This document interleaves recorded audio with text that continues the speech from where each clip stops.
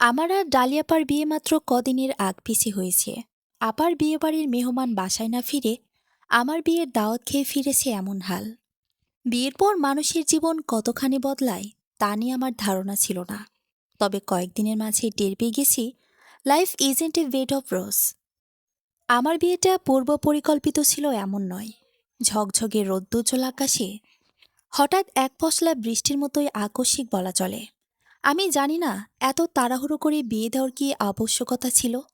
যেখানে ডালিয়াপার বিয়ের জন্য প্রায় মাসখানেক শুধু পাত্র দেখেই কেটেছে, সেখানে আমার বেলা এক দেখাতে সব কিভাবে ঠিক হলো আমি সত্যিই জানি না।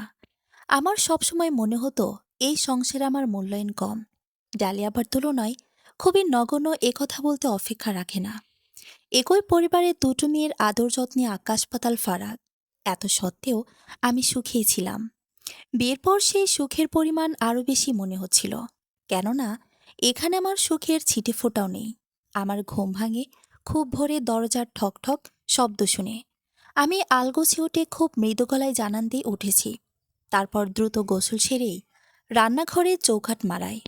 এক একজন এক এক পদ দিয়ে নাস্তা করেন, তাই আমাকে এই অল্প সময়েই কয়েকটা আইটেম বানাতে হয়। আমার সাথে যদিও একজন কাজের খালা থাকেন, তবে তিনি থাকা না থাকা সমান। সকাল ৭টায় ডাইনিং টেবিলে সবকিছু তৈরি থাকতে হয়। একটু হেরফের হলেই আবার আমার শ্বশুর পানীয় ছুঁয়ে দেখবেন না। এই খাওয়ার পর্ব শেষ হতে না হতে আবার ছুটতে হয় বরের জন্য লাঞ্চ প্যাক করার দৌড়। ১০টায় চা বিস্কুট দেওয়ার পর্ব তো আছেই। তাই বলা যায় আমার সকাল আগের মতো আরামে কাটে না। সংসারের কাজকর্ম করা খুবই সহজাত বিষয় আমাদের দেশে। এটা নিয়ে অভিযোগ করা বোকামি জানি। আমার ভাগ্যে ছিল এমন ভরা সংসারের বউ হব হয়েছি। তাই অন্যদের তুলনায় আমার কাজ বেশি হবে, এটাই স্বাভাবিক। কাজ করলে কারো ক্ষতি হয় না, বরং ফিটনেস বাড়ে। এমন কথাই আমার মা আমাকে বলেছেন যখন আমি অভিযোগ করে বলেছিলাম এখানে অনেক পরিশ্রম করতে হয়। আমি যখন এই নতুন যাতায় পিষে গুঁড়ো হচ্ছি, তখন ডালিয়াপার বরকে নিয়ে হানিমুনে গেছে নেপালে। আপা খুব আদরের মেয়ে কিনা, তাকে দেখে শুনে খুব ভালো করে বিয়ে দেওয়া হয়েছে। যেখানে পানির গ্লাসটা পর্যন্ত তাকে বয়ে নিতে হয় না। তার বাড়িতে পরিবারের সদস্যের চেয়ে কাজের লোকের সংখ্যাই বেশি। তাই বলা বাহুল্য, আপা খুব আরামে সুখে শান্তিতেই আছেন, ঠিক যেমন বিয়ের আগেই থাকতেন। ঠিক এই জায়গাতেই আমার বুকে কাটা ফুটে। ভাগ্য বলে আমার উপর সবটা চাপিয়ে দেওয়া হয়েছে এমনটাই আমার মনে হয়। শুধু যে মনে হয় তা না, আমি চোখ বন্ধ করে বিশ্বাস করি এটাই সত্যি। আমার সাথে আমার বাবা মা অন্যায় করেছেন, খুব বড় অন্যায় করেছেন, এবং এ নিয়ে তাদের মধ্যে বিন্দুমাত্র অনুতাপও নেই। এই জিনিসটা যখন থেকে বুঝতে পেরেছি, তখন থেকে আমি অভিযোগ করা ছেড়ে দিয়েছি। আমার মন পুরো কি দেহ, আমি কোনো কিছুই তাদের বলি না। আল্লাহর কাছে খুঁজে এনেছি এই ভাগ্য এমন ভেবে নীরবে সব সহ্য করে যায়, যেন কেউ কোনো অভিযোগ করতে না পারে। ডালিয়াপাকে ফেসবুক, ইনস্টাগ্রাম সব জায়গা থেকে আনফলো করে রেখেছি। এটা হিংসা থেকে করেছি তা নয়। আমাকে যেহেতু এই জীবনে অ্যাডজাস্টমেন্ট করতে হবে, তাই অ্যাডজাস্টমেন্টকে আরও কঠিন করে না তুলতেই নিজের বোনের সুখী জীবন থেকে নিজেকে বহুদূরে আড়াল করাটাই সহজ ছিল মনে করেই করেছি। আমি জানি ওরা আমার এই সরে যাওয়া বা দূরে থাকাকে হিংসা বলে আখ্যায়িত করেছে। তবু আমি কষ্ট পাই না। যে যা বলার বলুক, মনের শান্তি হচ্ছে আসল। যা আমাকে শান্তি দিবে না তা দেখে অশান্তি বাড়ানোর মানেই হয় না। এমন না আমার শ্বশুরবাড়ির মানুষ গরিব বা আমার হাজবেন্ড ডালিয়াপার হাজবেন্ডের চেয়ে কম সুন্দর। সে আমার অযত্ন করে না, আবার যত্নেও করে না, এই আর কি। আমি খুব কল্পনাপ্রবণ মেয়ে। সবসময় রোমান্টিক নাটক সিনেমা দেখেই বড় হয়েছি। কল্পজগতের কোরিয়ান ড্রামা গলাধ্যকরণ করাও আমিটার কাছে সাদা কালো যুগের সিনেমা বেখাপ্পা লাগবে, এটাই স্বাভাবিক।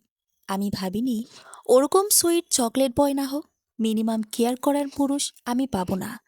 জ্বর হলে কপাল ছুঁয়ে দেখার মানসিকতা অন্তত তার থাকবে না।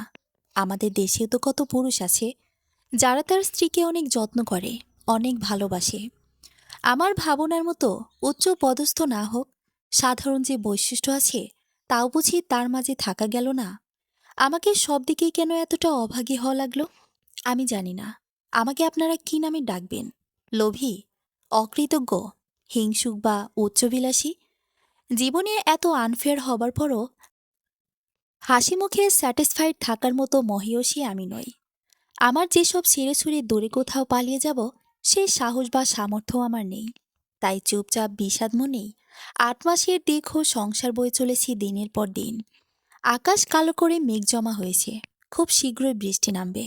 তাই ছাদে শুকোতে দেওয়া আচারের বয়াম আর কাপড় নিতে আমি এক প্রকার দৌড়েই ছুটেছি। ছাদে গিয়ে দেখি কাপড় সব সিঁড়িঘরের রেলিংয়ে রাখা, আচারের বয়ামগুলো ভেতরে। আমি স্বস্তির নিঃশ্বাস ফেলে কৌতূহলী দৃষ্টিতে ছাদে গেলাম। তাকিয়ে দেখি আমার অনি অর্থাৎ তৈমুর দাঁড়ানো। ঝড়ো হাওয়ায় চারপাশে ধুলোবালি উড়ছে। বৃষ্টি শুরু হওয়ার আগ মুহূর্ত বরাবরই আমার ভীষণ মনোরম লাগে। আমি ওনার পেছনে দাঁড়িয়ে ভাবছি, ধন্যবাদ বলবো কি বলবো না। উনি আমার উপস্থিতি টের পেয়ে পেছন ঘুরে দাঁড়ালেন, দুহাত বুকে ভাঁজ করে রাখা। আমার দিকে মাথা নুয়ে জিজ্ঞাসানু দৃষ্টিতে ভুঁ উঁচিয়ে তাকালেন। আমি কৈফতের স্বরে বললাম, ওইগুলো আপনি সরিয়েছেন? কি মনে হয়? আপনি ছাড়া তো কাউকে দেখছি না। মনে হয় আপনিই করেছেন। ধন্যবাদ। ধন্যবাদ? হ্যাঁ, কেন ধন্যবাদ বলে না? বলতে হবে কেন? আমি তো অন্য কারো কাজ করিনি। আপনজনের কাজ করলে ধন্যবাদ দিতে হয়? না, সেটা দিতে হয় না। তবে অনুভূতি প্রকাশ করতে মুখের ভাষা ব্যবহার করতে হয়, নয়তো অপরজন মনের কথা বুঝবে কিভাবে? ছোট্ট একটা সরি বা থ্যাংক ইউতে অনেক কিছু ঘটে। আচ্ছা, আমি ওখান থেকে চলে আসছিলাম, তখন হঠাৎ তৈমুর আমার হাত ধরে থামালো। কিছু বলবেন? বৃষ্টিতে অ্যালার্জি আছে? ঠান্ডা লেগে যায়? না। কেন? এমনি জেনে নিলাম। আপনার কি বৃষ্টিতে ভেজার মতলব আছে? বছরের প্রথম বৃষ্টিতে ভিজতে নেই বলে। ভিজলে কি হয় জানো? শুনেছি প্রথম বৃষ্টি তুলনামূলক অ্যাসিডিক হয়, তাই এটা এড়ানোই ভালো। বাহ, তুমি তো বেশ জ্ঞানী। গুড। আমি এটুকু প্রশংসাতেই লজ্জায় গলে পানি হয়ে যায়। উনি আমার দিকে তাকিয়ে হাসেন, আর কিছু বলেন না। বৃষ্টি দেখে সবার শখ হয়েছে খিচুড়ি খাবে, তাই গরুর মাংস দিয়ে খিচুড়ি বসিয়ে গোল গোল করে বেগুন আর ডিম ভেজে নিলাম। বাইরে ঝুম বৃষ্টি হচ্ছে, আবহাওয়া এখন বেশ শীতল। বৃষ্টির এক মহত্ব নিমিষে সব উত্তপ গায়েব করে চারদিকে সতেজতা ছড়িয়ে দেয়। আমি গুনগুন করে গান গাইছি আর রান্না করছি। মশলাপাতি সব গুছিয়ে রাখতে গিয়ে দেখি তৈমুর পানির বোতল হাতে দাঁড়িয়ে আছে। আমি ভ্যাবাচাকে খেয়ে চুপ করে গেলাম। আমি রান্না করার সময় সচরাচর এখানে কেউ আসে না, সেও আসে না, তাই তাকে দেখে ভীষণ চমকে গিয়েছিলাম। তিনি আমাকে আরো অবাক করে দিয়ে কাছে এসে কপালে আলতো হাতে শুয়ে ঘাম মুছে দিলেন। তারপর যেভাবে এসেছেন সেভাবে নীরবে চলে গেলেন। আমি কপাল মুছে দম ছেড়ে ভাবতে লাগলাম, লোকটা শ্বাসরুদ্ধ করার মতো কার্যকলাপও করতে পারে দেখছি। আমার রান্না নিয়ে এখন এ বাড়িতে আর কারো কোনো অভিযোগ নেই।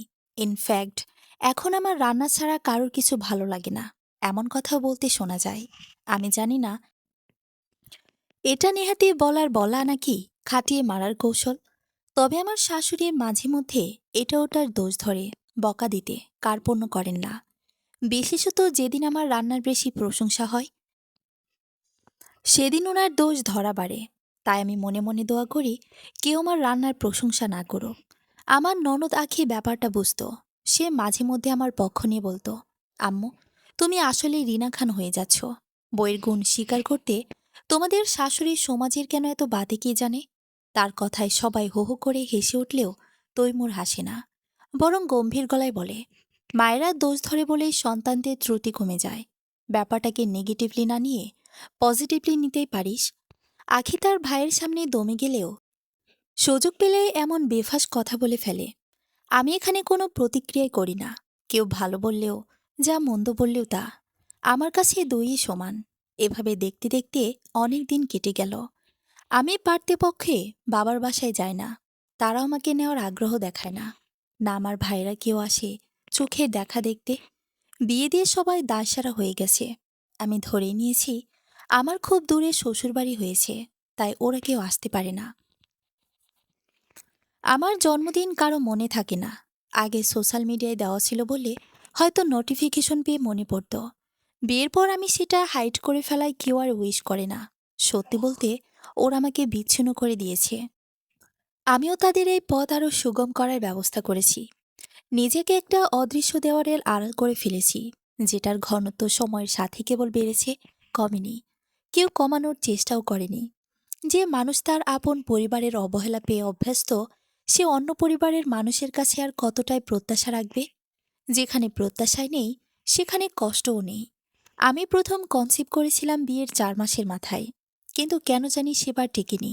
পরবর্তীতে যখন কনসিভ করি, আমার মনে ভয় ঢুকে যায়, এবারে যদি মিসক্যারেজ হয়।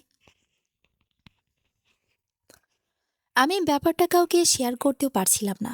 কিভাবে কি করা উচিত কিছুই বুঝতে পারছিলাম না।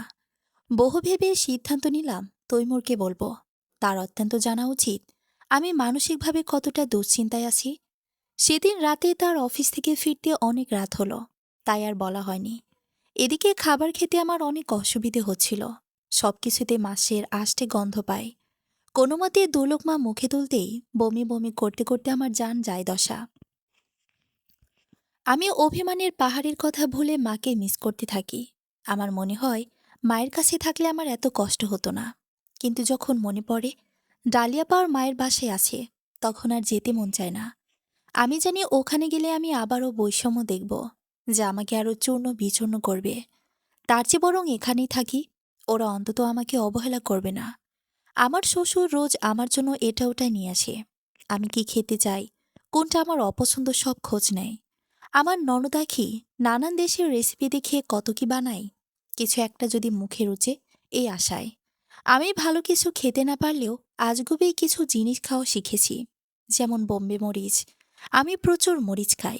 দেখা যায় খালি খালিও মরিচ চিবুচ্ছি। আমার একটুও ঝাল লাগে না। বোম্বে মরিচের ঘ্রাণটা আমার সবচেয়ে প্রিয় হয়ে গেছে। আমার হাতে এখন সারাক্ষণই মরিচ শোভা পায়। আমার শাশুড়ি মা ইতিমধ্যেই ছাদে কয়েক পদের মরিচ গাছ লাগিয়েছেন। ওনার গাছের হাত মাশাল্লাহ ভালোই। গাছগুলো খুব দ্রুত বেড়ে উঠে মরিচ দিয়েছে। মরিচ খাওয়া নিয়ে কেউ কিছু না বললেও তৈমুর মাঝে মধ্যে ডাক দেয়, বলে এত মরিচ খেলে পাকস্থলিতে আবার কিছু হয় কিনা। তার কথা কেউ কানেই তোলে না। সবার এক কথা, বৌমা যা খেয়ে মজা পায় তাই খাবে। সে কাউকে কখনো কিছু না বললেও চেক আপ করাতে নিয়ে গেলে ডাক্তারকে ঠিকই জিজ্ঞেস করে, ক্ষান্ত হয়। আমি তার এসবে আনন্দিত হই। আমার মনে হয় সে আমার কেয়ার করছে।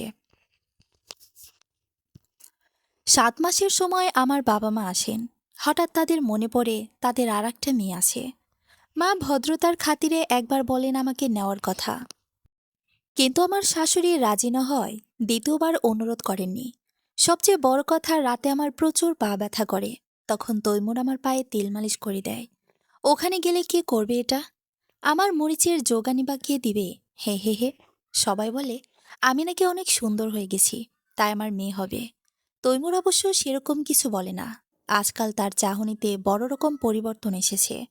সে কেমন করে যেন আমার দিকে চেয়ে থাকে। আমি বোঝার চেষ্টা করি চাহনিটার অর্থ কি। আমি মোটা হয়ে গেছি তাই তার অপছন্দ হচ্ছে? সে কি আমার ফোলা পেট দেখে বিরক্ত, নাকি অন্য কিছু? মাঝে মধ্যে আমি কেঁদেই ফেলি, এই ভেবে সে বুঝি আমাকে আর পছন্দই করছে না। আমার আজকাল অকারণেই কান্না আসে। আমি সবার আড়ালে অযথায় কান্নাকাটি করি। আমি আমাদের পুরনো ছবির অ্যালবাম দেখেও কান্না করি। জীবনের সব দুঃখ যেন আমার সামনে এসে ভিড় করে। আমার কান্নার তোপ বাড়ে। অনেক সময় খেয়ে হারিয়ে ফেলি কাঁদতে কাঁদতে। আমার এই নীরব যুদ্ধের সাক্ষী আল্লাহ ছাড়া কেউ নয়।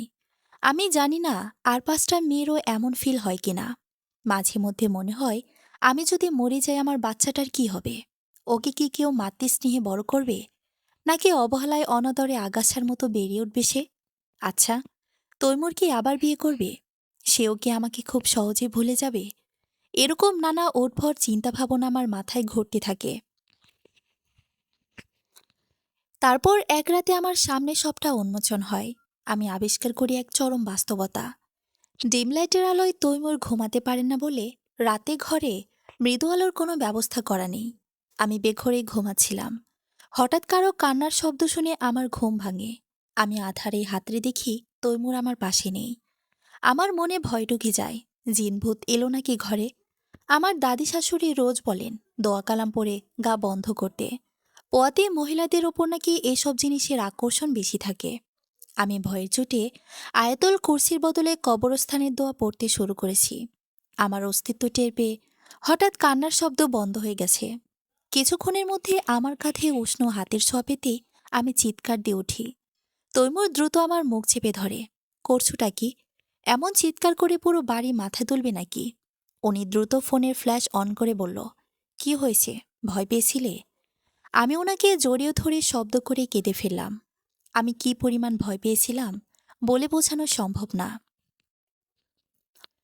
তৈমুর আমার মাথায় হাত বুলিয়ে বলল, ভয় পাওয়ার কিছু নেই, আমি আছি তো। তার কথায় আশ্বস্ত হলেও আমি তার বুক ছাড়লাম না, বরং আদরে বিড়ালের মতো আরো ঘেঁষে বললাম, আমার অনেক ভয় লাগছে। উনি মিনিট খানেক নীরব থেকে বললেন, মৃত্তিকা, একটা কথা জিজ্ঞেস করব, সঠিক উত্তর দিবে? হুম। তোমার কি এখানে অসুবিধা হচ্ছে? আই মিন, মা তোমাকে বাবার বাসায় যেতে পারমিশন দেয়নি বলে কি তুমি আপসেট হয়েছ? হঠাৎ এই কথা কেন? জিজ্ঞেস করেছি, জবাব দাও। পাল্টা প্রশ্ন কেন? না, আমি একটু আপসেট হইনি, বরং খুশি হয়েছি মা আমাকে যেতে দেয়নি বলে।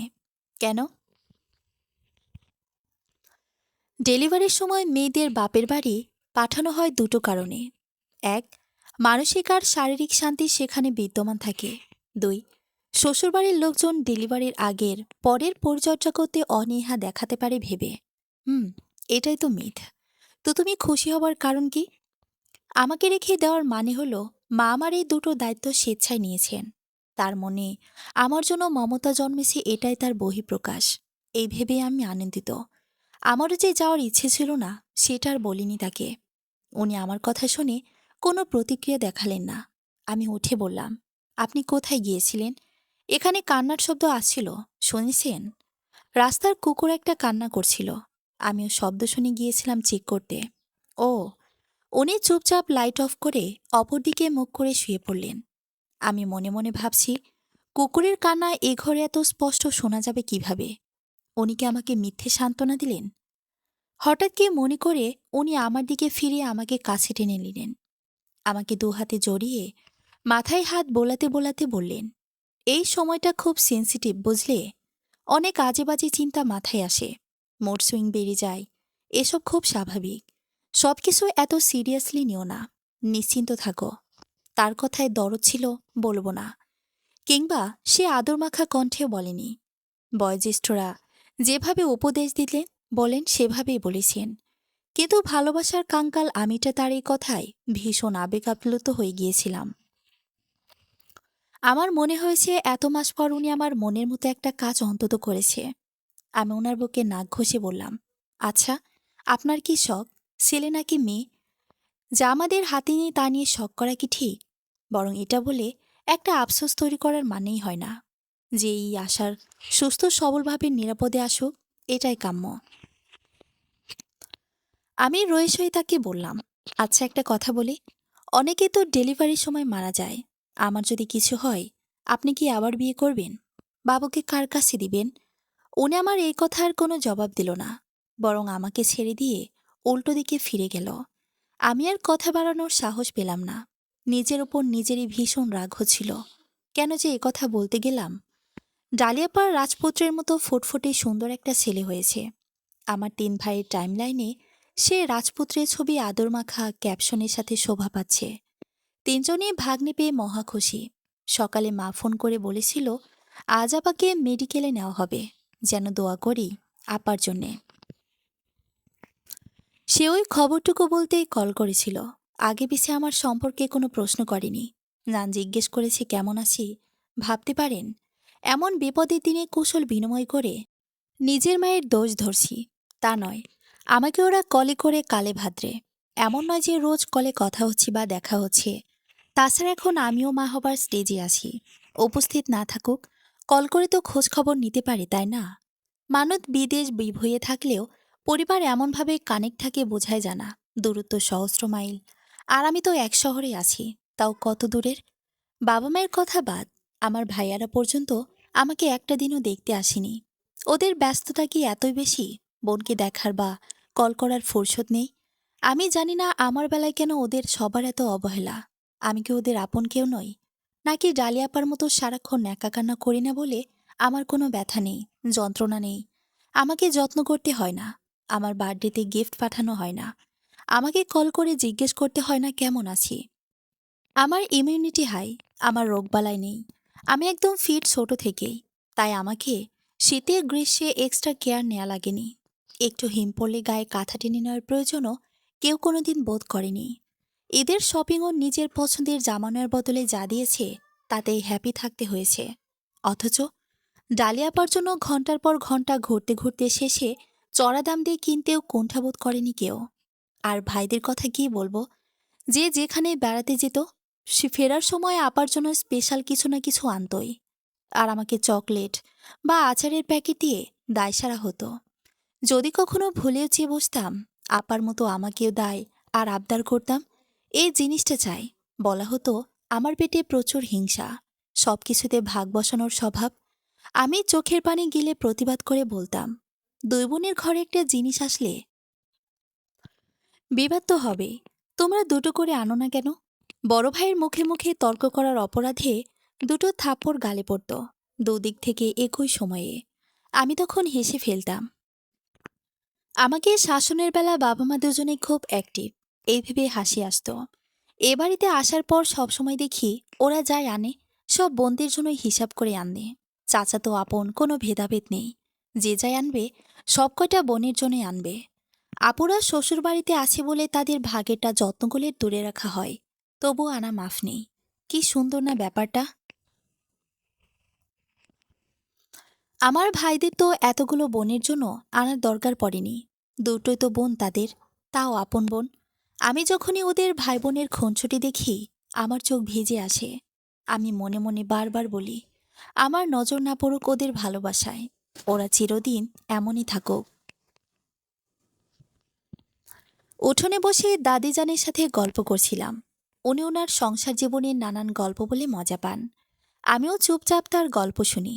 আমাকে এই মানুষটা কেন জানি শুরু থেকেই একটু বেশি ভালোবাসে। সময় পেলেই আমার চুলে তেল লাগিয়ে দেয়, পান বানিয়ে বলে, লও সখী, পান খাইয়া ঠোঁট লাল করো দেহি। আজকে আমার মন খারাপ, ব্যাপারটা তিনি কেমন করে যেন বুঝে ফেলেছেন। অথচ আমি সারাক্ষণই হাসছি। উনি আমার গাল টিপে বললেন, তোর জীবনের সব দুঃখ একদিন উবাইয়া যাইব দেহিস। মানুষের জীবন অর্ধেক কাটে সুখে, অর্ধেক দুঃখে, কারো আবার মিলে ঝিলেই চলে। তোর দুঃখের পাল্লা ভরে গেছে, এবার তোর সুখের পাল্লা ভরণের সময়। আমি হেসে বললাম, দাদিজান, কিছু অভাগী আছে যারা যেখানেই যায় সাগরের পানিও শুকায়। সুখের দিন আসুক বা না আসুক, দুঃখ না আসলেই হলো। দাদিজান দাঁতহীন মুখে হাসি দিয়ে বললেন, এই বুড়ি ততদিন থাকি না থাকি আমার কথা তুই ঠিকই মনে করবি দেখিস। রাতে আমি ফের সেই কান্নার আওয়াজ পেলাম। আজকে ভয় না পেয়ে বরং কৌতূহল বোধ করছিলাম। নীরবে কান পেতে শোনার চেষ্টা করছিলাম শব্দটা কিসের। বহু চেষ্টা করে বুঝেছি এটা মানুষের কান্নার শব্দ। আরও গভীর মনোযোগ দেওয়ার পর বুঝলাম আমি অযথাই ভয় পাচ্ছিলাম। এটা মূলত মোনাজাতের কান্না ছিল। কেউ হয়তো তাহাজ্জুদ পড়ে আল্লাহর কাছে কান্নাকাটি করছে। কৌতূহলবশত পাশে হাত বাড়িয়ে দেখি তৈমুর নেই। তবে কি উনি নামাজ পড়ছিলেন? বেশ কিছুক্ষণ পর পায়ের শব্দ পেয়ে ঘুমের ভান ধরে তাকে বুঝতে দিলাম না আমি জেগে আছি। উনি ধীর পায়ে আমার পাশে এসে বসলেন। আমার পেটের ওপর হাত রেখে ঠায় হয়ে বসে রইলেন অনেকক্ষণ। আমি তার ফুঁপিয়ে ওঠার শব্দ পাচ্ছিলাম। মনে মনে ভীষণ অবাক হচ্ছিলাম এই ভেবে, উনি কি আমার জন্য দোয়া করে কান্না করছিলেন, নাকি অনাগত সন্তানের জন্য? উনি নিজেকে শান্ত করে আমার কপালে চুমু দিয়ে শুয়ে পড়লেন। আমি সেই রাতে তৈমুরের অন্যরকম একটা দিক আবিষ্কার করলাম বটে। দেখতে দেখতে আমার ডেলিভারি ডেট এগিয়ে আসে। আমি খেয়াল করে দেখি ডেট যত এগিয়ে আসছে তৈমুর ততই অস্থির হচ্ছে। আজকাল সে আমাকে বুক ছাড়া করে না। যতই বলি পেটের জন্য এমনিতেই আজাব লাগে, তবুও সে পাত্তা দেয় না। এ কেমন আদিক্ষেতা বুঝি না। যখন পেট খালি ছিল তখন তো এমন জড়িয়ে ঘুমায়নি। এখন নিজের দম ফেলতে কষ্ট, তার উপর আবার আরেক যন্ত্রণা শুরু। হসপিটালে যাওয়ার আগে মাকে কল করেছিলাম, বলেছিলাম আজকে অন্তত আসতে। মা ব্যতিব্যস্ত গলায় বললেন, রাতুল পটি করছি না কাল রাত ধরে, ওকে নিয়ে ডাক্তারের কাছে যাচ্ছি, ফ্রি হয়ে তোকে কল করব। আমি হেসে ফোন রেখে দেই। দাদিজান আমার মাথায় হাত রেখে বলেন, আল্লাহর হাওলা আল্লাহর কাছে আমানত, সহি সালামত ফিরে আয় সেই দোয়া করি। আর যে দোয়া শিখে দিছি ওইটা জিকির করতে থাক, দেখবি সব মুশকিল আসান হয়ে গেছে। মেয়েদের এই কঠিন মুহূর্তে সবচেয়ে আপনজন কাছে থাকা কতটা জরুরি আমি সেদিন তীব্রভাবে টের পেয়েছিলাম। তৈমুর আসার আগ অব্দি সবাই আমায় ঘিরে থাকলেও আমার মনে শান্তি মিলছিল না। ও যখন তড়িঘড়ি করে এসে আমার হাত মুঠোয় নিয়ে বলে, চিন্তা করো না, কিচ্ছু হবে না, আমি আছি তো। আমার বুকের বোঝা যেন অর্ধেক নেমে গিয়েছিল। আমি ঝাপসা চোখে ওকে দেখছিলাম, ওর এলোমেলো চুল, ঘামে ভিজে লেপ্টে যাওয়া শার্টের বুকের অংশ। আমার মনে হচ্ছিল আমি আর কখনো ওকে দেখব না, এটাই আমাদের শেষ দেখা। আমার যখন হুঁশ ফেরে তখন তাকিয়ে দেখি দাদিজান আমার দিকে চেয়ে মিটমিট করে হাসছে। আমি ক্লান্ত গলায় বললাম, আমি কষ্টে মরে যাচ্ছি, আর তুমি এভাবে হাসতেছো? তুমি এত পাষাণ। যে ঘটনা ঘটছে তুই শুনলে তুইও হাসবি। কি হয়েছে বলো শুনি? পরে কমো, আগে দেখ তোর মাইয়ারে। কইছিলাম না তোর ঝি হইব? দেখ, আমার কথাই ফলছে। আমি চারদিকে তাকিয়ে বললাম, উনি কোথায়? আর বাকিরাও কেউ নাই যে? উনি এবার হো হো করে হেসে উঠলেন। তার হাসির শব্দে চারপাশ মুখরিত হয়ে উঠল। তখন পাশের বেডের একজন বলল, ঘটনা শোনো। আমি বলি, তোমার হাজবেন্ডের কাহিনী এখন হাসপাতালের ব্রেকিং নিউজ হয়ে গেছে। আমি আমার জীবনে এমন ঘটনার সাক্ষী হই নাই। পুরো ঘটনা শুনে আমি হাসবো নাকি কাঁদবো বুঝতে পারছিলাম না। আমার ভাগ্য আসলেই আমাকে প্রায়োরিটি লিস্টে থাকতে দিবে না। কোথায় আমি আজকে সবার ফার্স্ট প্রায়োরিটি হব তা না, তৈমুর সেটাও কেড়ে নিল।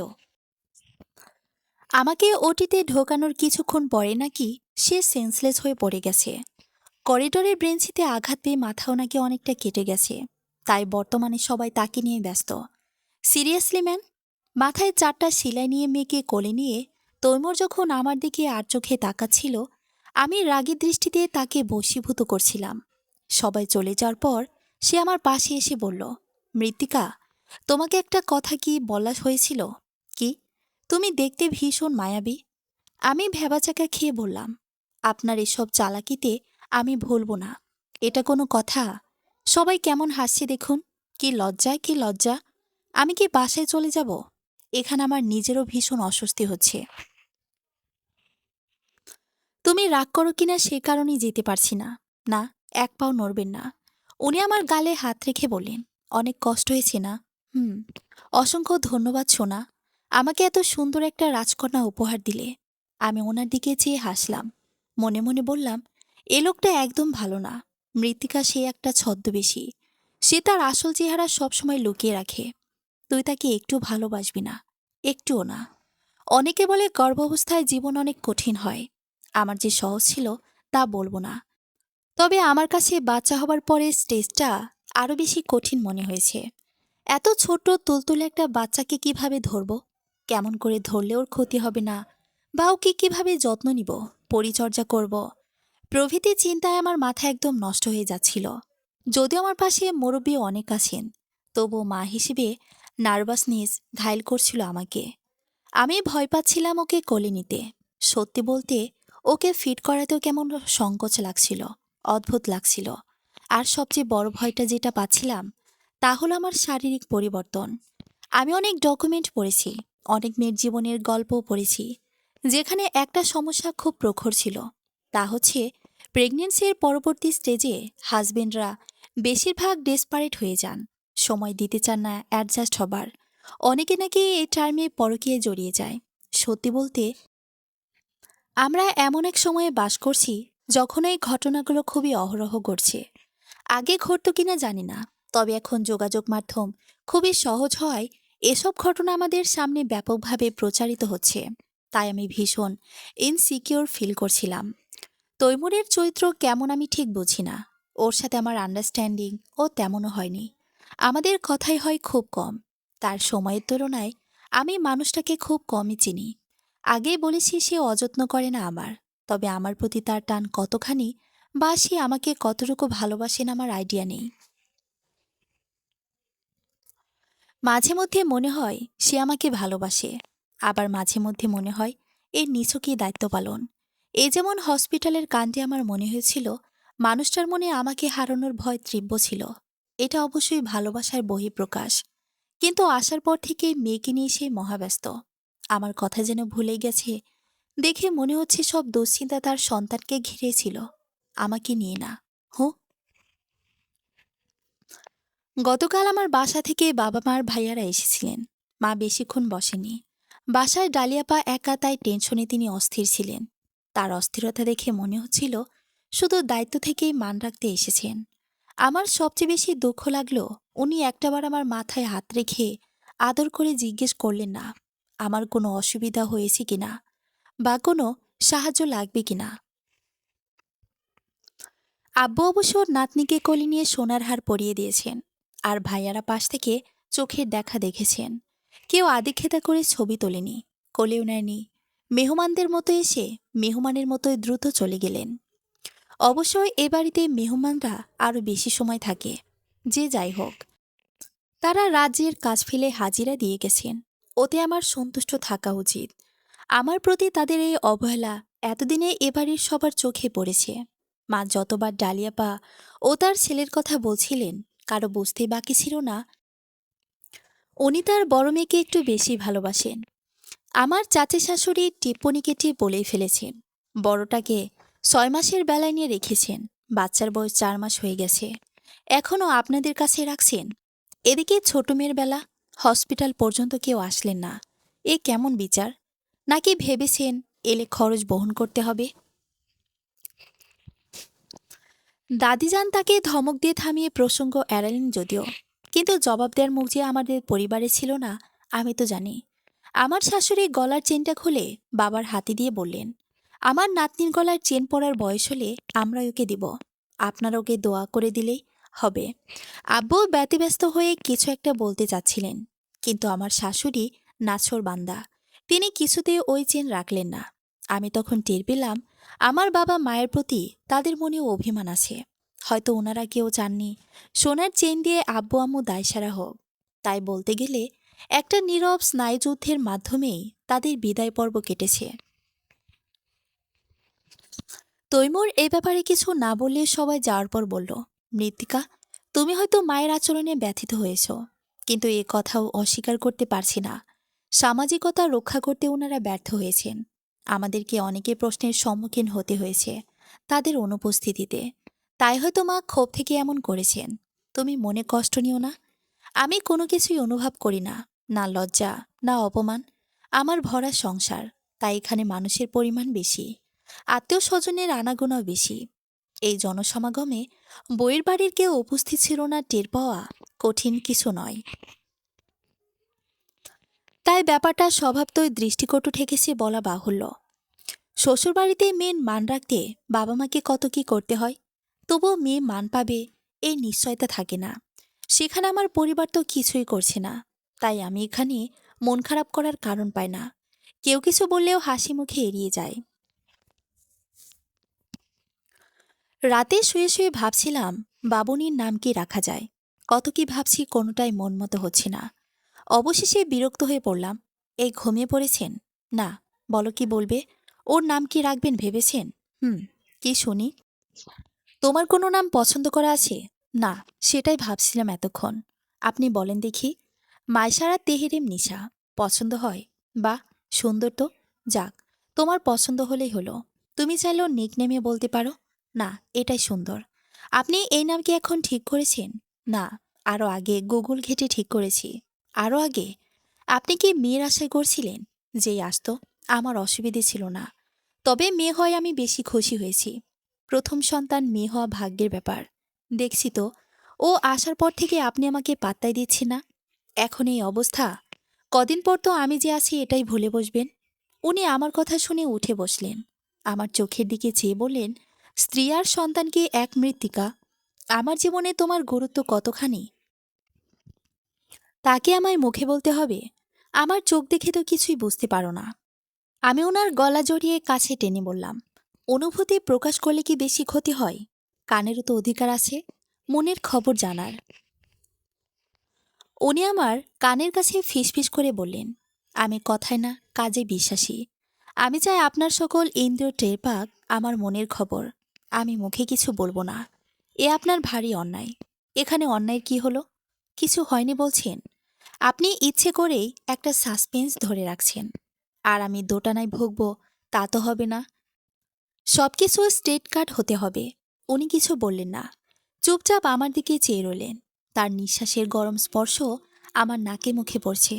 আমি অন্যদিকে চেয়ে বললাম, এমনভাবে তাকিয়ে আছেন যে? কথার জবাব দিন। মৃত্তিকা। হুম। উনি আমার কপালে গাঢ় চুমুইকে বললেন, ঘুমিয়ে পড়ো, অনেক রাত হয়েছে। বলেই উনি সরে গেলেন। অথচ তার গলা শুনে মনে হয়েছিল আমি মুগ্ধ হয়ে মানুষটার সংযমী রূপটা পরখ করলাম। নিশার আগেকার অনুষ্ঠানের দিন সকালে তৈমুর আমার জন্য একটা সিগ্রিন কালারের শাড়ি এনে বলল, আজকের প্রোগ্রামে এটা পরবে। আমি শাড়িটা উল্টে পাল্টে দেখে বললাম, এই কালারটা আমি কখনোই পরিনি। আমাকে মানাবে কিনা কে জানে। পছন্দ না হলে বাদ দাও, পরতে হবে না। তুমি তোমার ইচ্ছে মতো যে কোনো শাড়ি পরে নাও। আপনি কি রাগ করলেন? আমি পরব না বলিনি তো। তৈমুর আমার চিবুক তুলে ঠান্ডা গলায় বললেন, সবকিছুতে অ্যাডজাস্ট করা কে শিখিয়েছে তোমাকে? নিজের পছন্দ অপছন্দ বলে সাহস হয় না কেন? আমি কি তোমার দূরের কেউ? এত মাসি কেন একটাবার দেখলা না আমার হ্যাঁ এর অপোজিটে না বলতে? আমি এমন স্বৈরশাসন তো চাইনি মৃত্তিকা। আমি তার কথায় বিস্মিত না হয়ে পারলাম না। আমি সবসময় ভেবেছি আনুগত্য প্রকাশের মাধ্যম হলো যা বলবো তা মেনে নেওয়া, তাতেই সন্তুষ্ট থাকা। আমার ব্যক্তিগত পছন্দ বা মতামত বলে যে কিছু আছে তা তো আমি ভুলে গেছি বহু আগে। আমাকে সবসময় বলা হয়েছে পরের ঘর করতে গেলে নিজের শখ আহ্লাদ বলে কিছুই থাকে না। তাই মেয়েদের বাপের বাড়ি থেকে প্রশিক্ষণ নিতে হয়। আমি ভেবেছিলাম আমি তৈমুরের চোখে একজন আদর্শ স্ত্রীর নমুনা হয়ে আছি। কিন্তু সে যে এই আদর্শে খুশি নয় তা আমি সত্যিই বুঝিনি। তৈমুর আমার কাজ ঝাঁকিয়ে ধ্যান ভাঙিয়ে বলল, কেউ যখন একতরফা বারবার স্যাক্রিফাইস করে তখন একটা পর্যায়ে সে ক্লান্ত হয়ে যায়। সম্পর্কের নাম যাই হোক, সে ওটাতে আর আনন্দের উৎস খুঁজে পায় না, বরং একটা চাপিয়ে দেওয়া মস্ত বড় বোঝা মনে করে। আমাদের সম্পর্কের জার্নি তো স্বল্পকালীন নয়। তবে তুমি কেন এটাই নিজের মাঝে তিক্ততা আনতে চাচ্ছ? আপনি আমাকে ভুল বুঝছেন। আমার উদ্দেশ্য আপনাকে হার্ট করা ছিল না। তুমি আমার কথা উপলব্ধি করতে পারছো না। তোমার মাথায় এখনো ঘুরছে আমি কোনভাবে হার্ট হলাম কিনা। আমি খুব নার্ভাস হয়ে পড়লাম। তার কথার পিঠে কি বলবো মাথায় আসছিল না। তৈমুর আমাকে আলমিরার সামনে নিয়ে গিয়ে দরজা খুলে বলল, এখানে তোমার পছন্দের শাড়ি কোনটা বলো। যদি একটাও পছন্দের না থাকে সেটাও বলবা, দ্রুত। আমি ভয়ের চোটে আন্দাজে একটা শাড়ি নিয়ে বললাম, এটা আমার পছন্দের। সে আমার কথায় বিশ্বাস করলো বলে মনে হয়নি। নেহাতি বাবুনি অনেক ছোট, আর আমি শারীরিকভাবে স্টেবল নই বলে সে আমায় শপিংয়ে নিয়ে যায়নি। তবে শপিংয়ে গিয়ে ভিডিও কল করে সব শাড়ির কালেকশন দেখিয়ে বলেছে কোনটা পছন্দ হয় বলতে। আমি ফোনের এপাশে বসে ব্যাক ক্যামেরা অন করে অঝরে কাঁদছিলাম। আমি জানি না আমার কেন এত কান্না আসছিল। এই কান্নার কারণ সুখ নাকি দুঃখ তাও জানি না। আমার শুধু মনে হচ্ছিল এই ২১ বছরের জীবনে আমাকে কেউ এভাবে জিজ্ঞেস করেনি কোনটা পছন্দ। না আমার সামনে অপশন রাখা হয়েছিল যে কোনো একটা মন মতো চুজ করার। আজ তৈমুর এটা করেছে। সে হয়তো জানে কিংবা জানে না। তবে তার এই কর্মকাণ্ড আমার মনের কতটা গভীরে গিয়ে স্পর্শ করেছে তা দেখানোর সাধ্য আমার নেই। এই জীবনে প্রথমবার আমি নিজের মেয়ের আকিকাতে নিজের পছন্দের শাড়ি গায়ে জড়িয়েছি। তৈমুর আমার জীবনের এই অসাধ্য সাধন করেছে। রান্নার পাট চুকিয়ে গোসলে যাওয়ার প্রস্তুতি নিচ্ছিলাম। তখন কল আসে, আব্বু স্ট্রোক করেছেন, কন্ডিশন বেশি ভালো না, দ্রুত যেন হাসপাতালে যাই। আমি সেই অবস্থাতে আমার শ্বশুরের সঙ্গে কাঁদতে কাঁদতে হসপিটালে পৌঁছাই। ওখানে গিয়ে শুনে আব্বুর এক হাত প্যারালাইজড হবার সম্ভাবনা আছে। ওনার বাম পাশ রেসপন্স করছে না।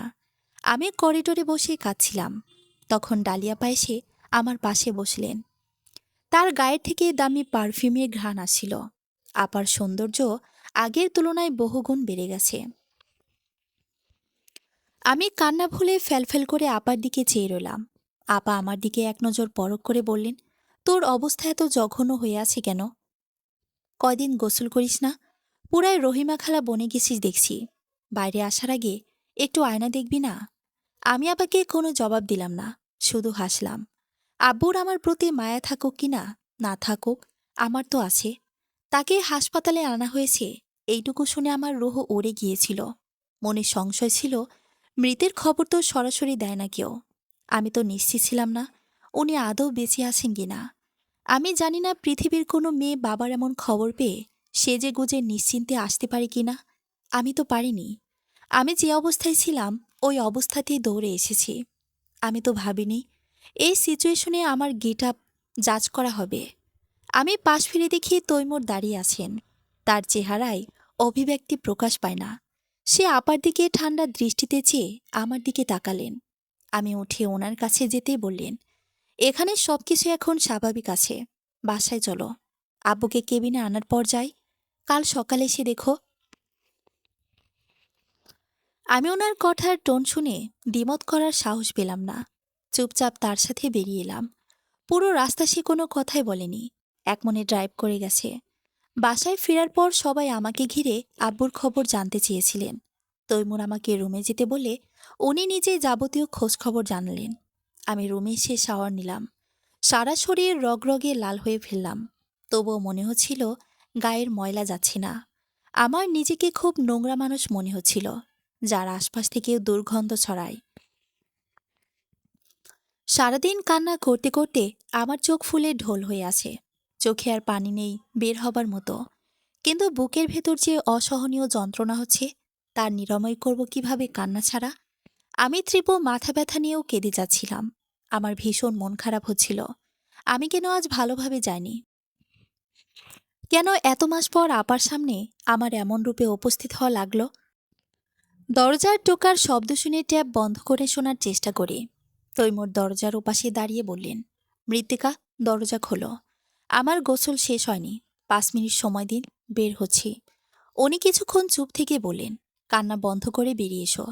তোমার শাওয়ার নিতে কয় মিনিট লাগে আমার ভালো করেই জানা আছে। অগত্যা আমি দরজা খুলে বেরিয়ে এলাম। আচমকা উনি আমার মাথার পেছনে চেপে ধরে ঠোঁটে চুমু খেতে শুরু করলেন। আমি চোখ বড় বড় করে তার দিকে চেয়ে রইলাম। সে আমার চাহনির তোয়াক্কা না করে আরো গভীরভাবে আলিঙ্গন করল। বিষয়ে আমি নিঃশ্বাস নিতেও ভুলে গেলাম। এই লোকটা আমাকে দম আটকে মেরে ফেলার পায়তারা করছে নাকি? আমাদের প্রায়োরিটির লিস্ট এমন হওয়া উচিত নয় মৃত্তিকা। যারা আমাদের হার্ট করে তাদেরকে আমরা ওই লিস্টের শুরুতেই কখনোই রাখব না। নেহাতি সম্পর্কের দায়ে লিস্টের বাইরে ফেলতে বলছি না, তবে এইটুকু সীমানা টানো যাতে তাদের দেওয়া কষ্ট তোমাকে ছুঁতে না পারে। যারা হ্যাপি মোমেন্ট দিতে না পারে তাদের দেওয়া স্যাড মোমেন্ট ভোগ করার কোনো মানেই হয় না। মানুষের কথার আঘাত হৃদয় চূর্ণ বিচূর্ণ করে। এখন সে যেই হোক, এটা এড়ানো কিভাবে বলতে পারেন? এড়াতে কষ্ট করে প্রতিবাদ করবে। অভিমান পুষে নিজের বুক ভার করার চেয়ে প্রতিবাদ করে সেটা বের করে দিয়ে হালকা থাকা শ্রেয়। আমাদের মন এত ভার নিতে পারে না। কেন কে অযথা এত প্রেশার দাও বলো তো? আমি কিছু না বলে বেলকনিতে গিয়ে দাঁড়ালাম। চাইলে কি মানুষ সব কিছুর প্রতিবাদ করতে পারে? মানুষকে কত কি সহ্য করে জীবন নামক এই কঠিন জার্নিটা শেষ করতে হয়? তৈমুর ছেলে মানুষ, তাই মেয়েদের এসব সূক্ষ্ম হিসাব নিকাশ তার না বোঝারই কথা। সংসারে ছোট বাচ্চার মা হওয়া খুব কঠিন কাজ। দেখা যায় রান্না বসাতে গেছি, দুটো মশলা দেওয়ার পরই বাবুনি কান্না শুরু করে। ওকে সামলাতে গিয়ে ভুলে যাই কি কি দিয়েছিলাম আর কি দেওয়া বাকি। অনেক সময় এমন হয় সবকিছু বাড়তি দিয়ে ফেলছি বা দিচ্ছি না। এমন সময়টাতে আমার ইচ্ছে হয় বলি রান্নার দায়িত্ব কেউ অন্তত নিন, কিংবা বাবুনিকে রাখুন। এমনিতেই সবাইকে খুব আদর করে, তবে পটি করলে কেউ পরিষ্কার করতে চায় না। আমি যতই ব্যস্ত থাকি না কেন, সব কাজ ফেলে এসে ওর এসব পরিষ্কার করতে হয়। এই অনাকাঙ্ক্ষিত ঘটনা এড়াতে ড্রাইভার পড়ালেও সমস্যা। শাশুড়ি বলেন এসব অহেতুক খরচা। তাছাড়া ছোট মানুষ সারাক্ষণ এসব পরিয়ে রাখলে রেশ হয়ে যায়। আমি আছি বলতে গেলে জলে কুমির ডাঙ্গায় বাঘের মতো অবস্থা। তারপরও শুনতে হয়, মা, আমি একাই হয়েছি নাকি? সবাই তো বা হয়ে সব সামলায়। আজকাল মেয়েরা বাইরেও জব করে ঘরও সামলায়। কই, তাদের তো এত অসুবিধা হয় না। আমি ঘর সামলেই এমন হাঁপিয়ে উঠছি কেন? বাবুনির কাঁথা কয়েকটা জমলে বকা শুনতে হয়। কেন সব রোদ থাকতে থাকতে ধুয়ে শুকাচ্ছি না? আবার ঘন ঘন ধোয়াপালা করলেও বলে, এত পানি ঘাটলে বাচ্চা ঠান্ডা লাগবে। আমি জানি না এত নিয়মকানুন সামলে মানুষ কিভাবে মা হয়। পৃথিবীর সকল মায়ের প্রতি আমার গভীর মমত্ববোধ ও সমবেদনা।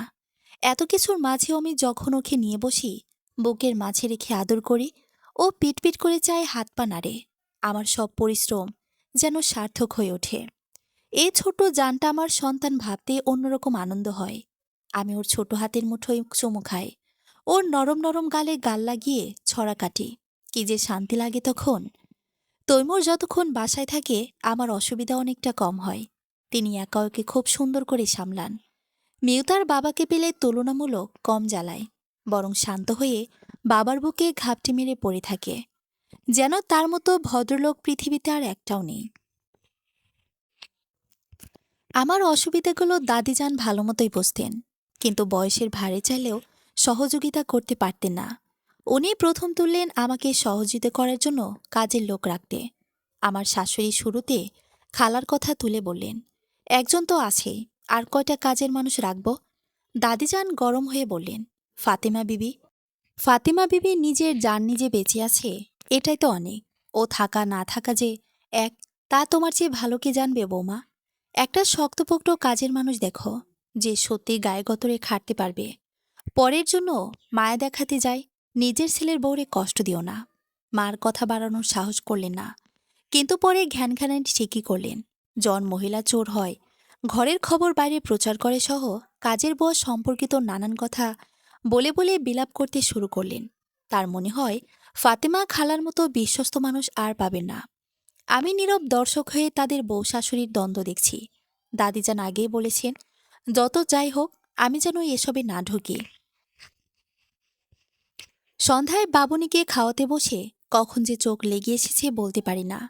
আজকাল সময়ে অসময়ে এত ঘুম পাই কি বলবো। কতক্ষণ ঘুমিয়েছি কে জানে। যখন ঘুম ভাঙে চেয়ে দেখি সব কাপড় চোপড় ভাঁজ করে রুমটাও পরিপাটি করে রাখা হয়েছে। আমি উঠে ঘড়ির দিকে চেয়ে আটকে উঠি। রাত প্রায় 10টা বেজে গেছে। আমি এখনো ভাত বসাইনি। আজ সবাই না খেয়ে থাকবে। তড়িঘড়ি করে উঠতে যাচ্ছিলাম, আঁখি এসে বলল, ভাবি, ঘুম ভেঙেছে তোমার? দেখেছ কি অবস্থা? কেউ ডাকেনি একবার। আমি পড়ে পড়ে কেমন ঘুমালাম। আরে, অস্থির হচ্ছ কেন? রিল্যাক্স। এরকম হয় এ সময় ব্যাপার না। তুমি ফ্রেশ হয়ে আসো। মা খেতে ডাকছেন। রান্না কে করেছে? মা করেছেন। তুমি ঘুমাচ্ছিলে দেখে ওনার হয়তো আর ডাকিনি। আমি অফিস থেকে এসে দেখি উনি রান্না করছেন। আমি মনে মনে দোয়া দরুদ পড়তে আরম্ভ করলাম। আল্লাহ জানেন এখন কে রূপ ফেস করা লাগে। কিন্তু যে ভয় পেয়েছিলাম তার কিছুই ঘটল না। সবকিছু খুব স্বাভাবিক প্রক্রিয়ায় চলল। উনি আমাকে একটা কটু কথাও বলেননি। ইনফ্যাক্ট খাওয়া শেষে গরম দুধ দিয়ে বললেন, মনে ক্ষুধা লাগলেই খেয়ে নিও, লজ্জা শরম রেখো না। এ সময়ে মায়েদের পুষ্টির বেশি দরকার, তাই যখন যা খেতে ইচ্ছে করবে খাবা। আমার মনটা ভীষণ ভালো হয়ে যায়। রুমে এসে দেখি তৈমুর চুপচাপ বসে আছেন। আমি বিছানা ঠিক করে শোয়ার প্রস্তুতি নিচ্ছিলাম। তখন তিনি বললেন, আজ দুপুরে বাবা কল করেছিলেন। বললেন তোমাকে নিয়ে ওখানে যেতে। ও, আমার একদিন সময় হবে না। তুমি কি অন্য কাউকে সাথে নিয়ে যাবে, নাকি শুক্রবার পর্যন্ত অপেক্ষা করবে? অন্য কারোর সাথে গিয়ে কাজ নেই, বরং শুক্রবার পর্যন্ত অপেক্ষা করাই ভালো। আমি ফোন করে বলে দেব শুক্রবার যাওয়ার কথা। বেশ। আব্বু হসপিটাল থেকে বাসায় ফিরে প্রথম সিদ্ধান্ত নিলেন উনি ওনার যাবতীয় সকল ঋণ পরিশোধ করে ছেলেমেয়েদের সম্পত্তি ভাটবাটোয়ারা করে দেবেন। তার মতে জীবন তাকে সুযোগ দিয়েছে অপূর্ণ কাজগুলো সুন্দরভাবে গুছিয়ে সম্পন্ন করা। তাই তিনি সব ছেলেমেয়েদের একত্রিত হতে বলেছেন। সেখানে আমার উপস্থিত হওয়ারই বাকি ছিল। সম্পত্তির ভাগবাটোয়ারা নিয়ে আমার বিশেষ কোনো মাথা ব্যথা নেই। আমার বাবা মাকে যতটুকু চিনি আমি ভালো করে জানি আমার ভাগ তুলনামূলক কমই হবে। তাই প্রত্যাশা রেখে অযথা মন খারাপের কারণ এলে লাভ নেই। আমি মনে মনে প্রস্তুতি নিচ্ছিলাম আরও একটা বৈষম্যের মুখোমুখি হতে। কিন্তু সত্যি বলতে আমি চাইছিলাম না তৈমুরের সামনে আরও একবার ছোট হতে। মেয়েদের স্বামী যতই আপন হোক বা সাপোর্টিভ হোক, কোনো মেয়ে চায় না তার পরিবারকে স্বামীর চোখে ছোট করতে বা পরবর্তীতে কথা শোনানোর মতো স্কোপ রাখতে। আব্বু ইসলামী আইন অনুসারে সবকিছুর উইল করলেন। শুধু বাড়িটা আম্মু নামে করে বললেন, যতদিন তোমাদের মা বেঁচে থাকবে এ বাড়ি তার নামে থাকবে। আমি চাই না আমার অবর্তমানে তোমরা কেউ তাকে অযত্ন করো। আর তোমাকে, আম্মুর দিকে চেয়ে বলছি, যত আদরের ছেলে মেয়ে হোক না কেন, শেষ নিঃশ্বাস অবধি এখান থেকে কাউকে কিছু দিবে না। এটা তোমার প্রতি আমার অনুরোধ। সবাই চলে যাওয়ার পর আব্বু আমাকে কাছে রেখে বললেন, মানুষ মৃত্যুর খুব কাছাকাছি গেলে নিজের আত্মসমালোচনার শিকার হয়। তখন মনে হয় সে অনেক অন্যায় করেছে, যার প্রায়শ্চিত্ত না করে মরা ঠিক হবে না। দুনিয়ার শাস্তির চেয়ে আখিরাতের শাস্তি আরো কঠিন হবে। 2 মাস বেডে থেকে আমার এই উপলব্ধিটাই এসেছে, আমি তোর সাথে অন্যায় করেছি। আমরা ভাবি বা মুখে বলি বাবা মায়ের কাছে সব সন্তানেরা সমান। এটা আসলে মুখের কথা, যা আমরা বারবার বলে সত্য হিসেবে প্রতিষ্ঠিত করতে চাই। কিন্তু বাস্তবতা ভিন্ন। মানুষের গাফেল মন ঠিকই কারো না কারো প্রতি অন্যায় বৈষম্য করেই ফেলে। এখন সেটা জেনে বুঝে হোক বা না বুঝে। আমি তোমার জীবনের সেই সময়টা ফিরিয়ে আনতে পারবো না, তবুও ক্ষমা চেয়ে নিজের ভুল স্বীকার করতে চাই। আমাকে মাফ করে দিও। এর কিছুদিন পরে সত্যি সত্যি আব্বু আমাদের ছেড়ে চলে যান। আমার ছোট্ট পৃথিবীর মুখ্য মানুষটা, যার ছায় আমরা সবাই আশ্রয় নিয়ে বড় হয়েছি, তিনি আমাদের এক বুক যন্ত্রণা দিয়ে বিদায় নিয়েছেন। আব্বুর সাথে আমার সুখের স্মৃতি নেই তা নয়। আমি যখন ক্লাস 4-এ পড়ি, একদিন স্কুলে পিটি করতে গিয়ে রোদে দাঁড়িয়ে অজ্ঞান হয়ে যায়। বাসায় খবর দেওয়ার পর আব্বু দৌড়ে স্কুলে আসেন। আমাকে অজ্ঞান দেখে তার সে কি কান্না! ওনার অবস্থা দেখে টিচাররা পর্যন্ত ভয় পেয়ে গিয়েছিল, পাছে আমার আব্বুর কিছু হয়ে যায় কিনা। আমার যখন হুঁশ ফিরে, আব্বু আমাকে জড়িয়ে ধরে কী সব বলে বলে কাঁদছিলেন। আমি সেসবের আগামাথা কিছুই বুঝিনি তার কান্নার শব্দে। সেদিন আর ক্লাস করতে হয়নি। আব্বু আমাকে সাথে নিয়ে বাসায় ফেরার পথে মিমি চকলেট কিনে দিয়েছিলেন। সেটাই ছিল আমার জীবনের একমাত্র দিন যখন আমি একটা বড় মিমি চকলেট একা খেয়েছি। আমি ওই একদিনের স্মৃতি নিয়ে অনেক বছর বেঁচেছি, এই ভেবে আব্বু আমাকে অনেক ভালোবাসেন। আমি তার অনেক আদরের। আজ বহু বছর পর সেই ঘটনা মনে করে আমার আবারও মনে হচ্ছিল, আমি ওনার এতটাই অপছন্দের ছিলাম না হয়তো।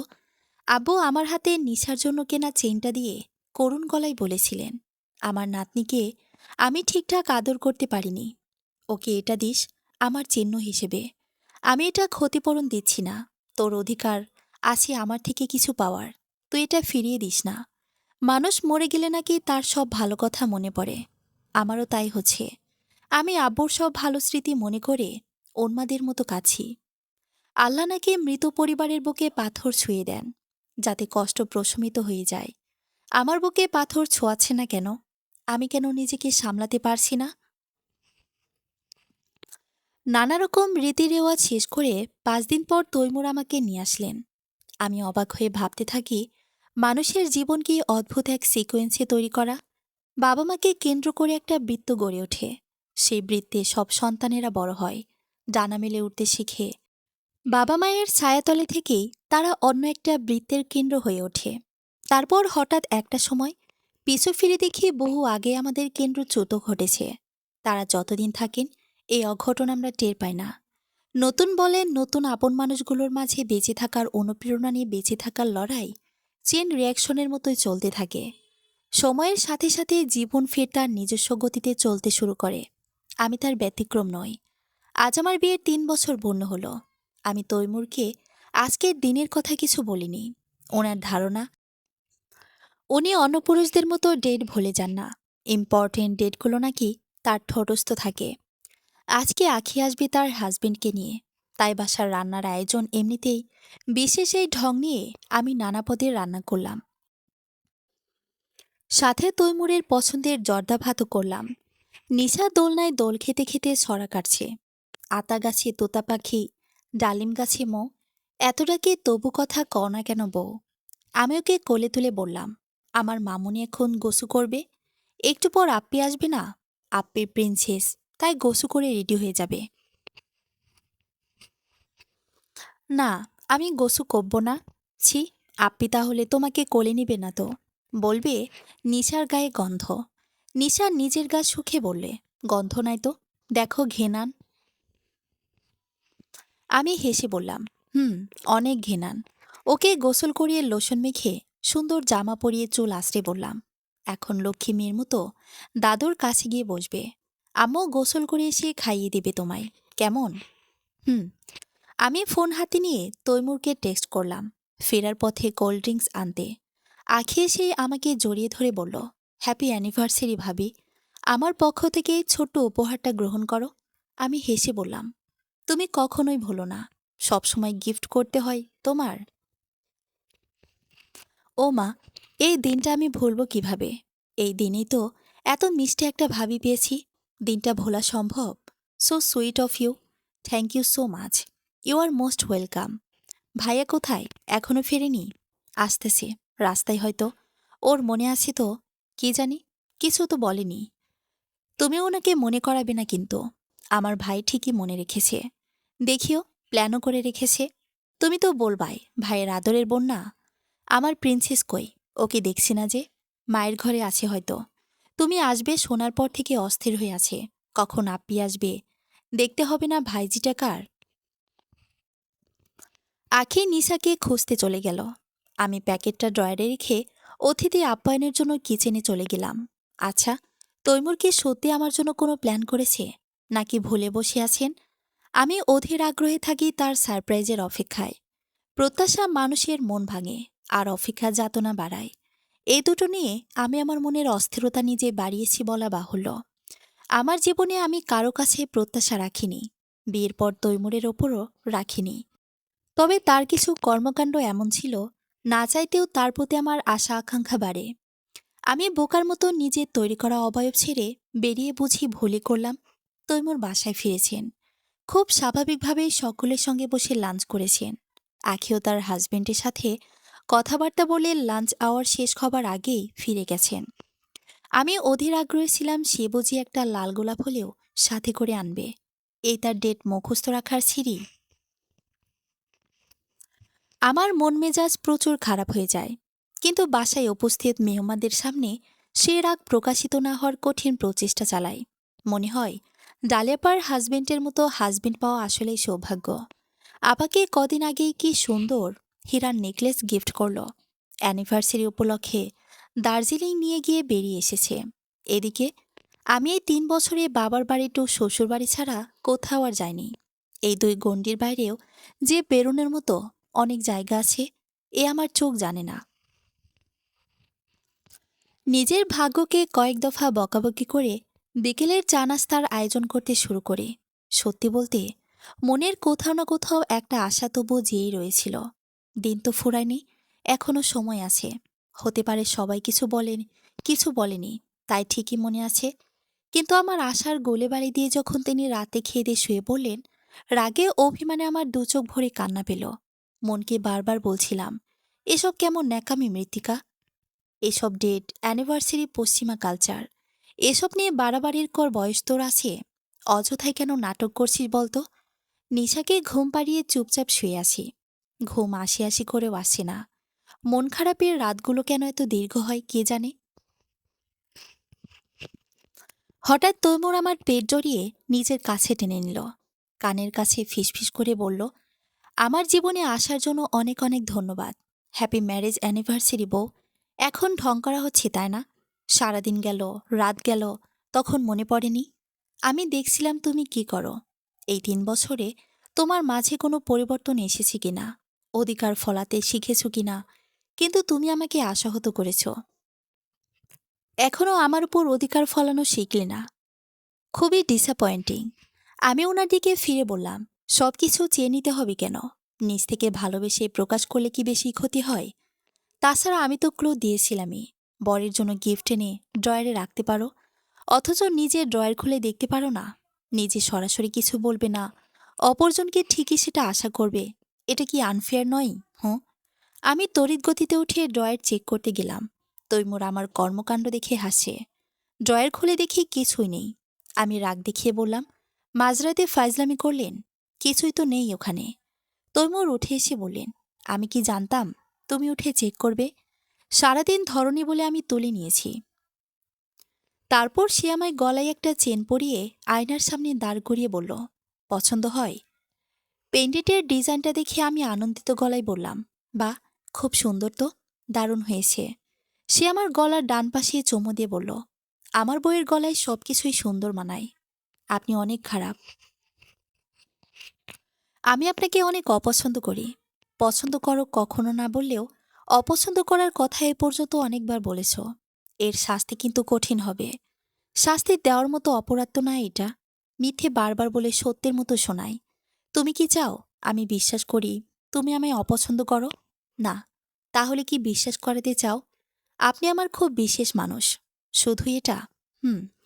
মৃত্তিকার বিশেষ মানুষের সংখ্যা খুব কম, তাই আপনার এটাই খুশি হওয়া উচিত। এই মৃত্তিকা, এটা তোমার চালাকি।